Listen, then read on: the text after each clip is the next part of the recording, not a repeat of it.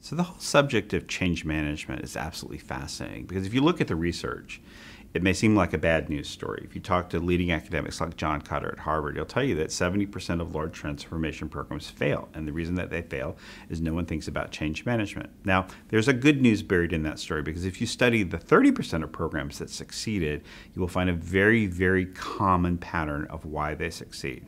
And our change model is built on 4 fundamental steps that occur in all of those successful journeys.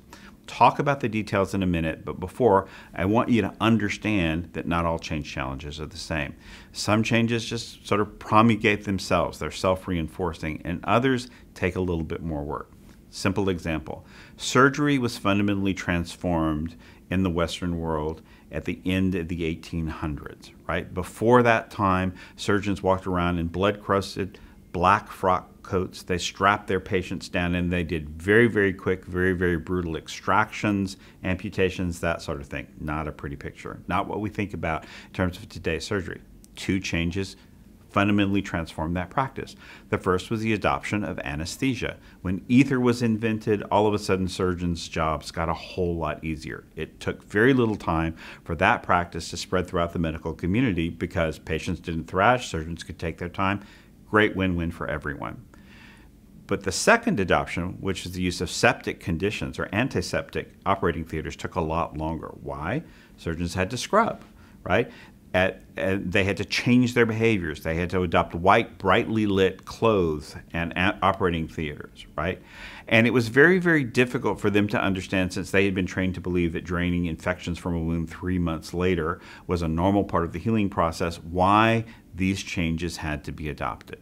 Interestingly enough, as we know today, septic conditions is all about long-term survival rates, but it took months and months and years for surgeons to adopt the practice.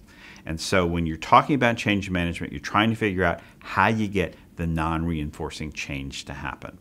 There are 4 steps in that journey. The first is about coming up with the right idea and making sure that everyone knows it. Publishing, communicating consistently, getting people excited about the vision of what could be. That's the spread part of the journey. The second part of the journey is proving that it works at least once in your organization. And that's what SHIFT is all about, because when you prove that it works, you're not only demonstrating that it's a good idea, you're also shifting ownership for implementation deep within the organization. Because if you do it right, the people whose jobs have to change are actually making the idea happen at least once. But once is usually not enough, and almost never enough if you're talking about a major corporate transformation. And so then you have to go to the idea of how to move the average performance, and that's where Deepen is all about, creating emotional commitment to reattach people to the new way of working. And then finally, once people are emotionally and rationally committed from the spread to shift phase to deepen, you get to sustain, where you have to change the plumbing. You have to sort of reset metrics and incentives and processes and all the things that could stand in the way of the idea being practiced on a day-to-day basis in the organization. We'll go into detail, talk about the pitfalls and the tips for each phase of the process in this video series.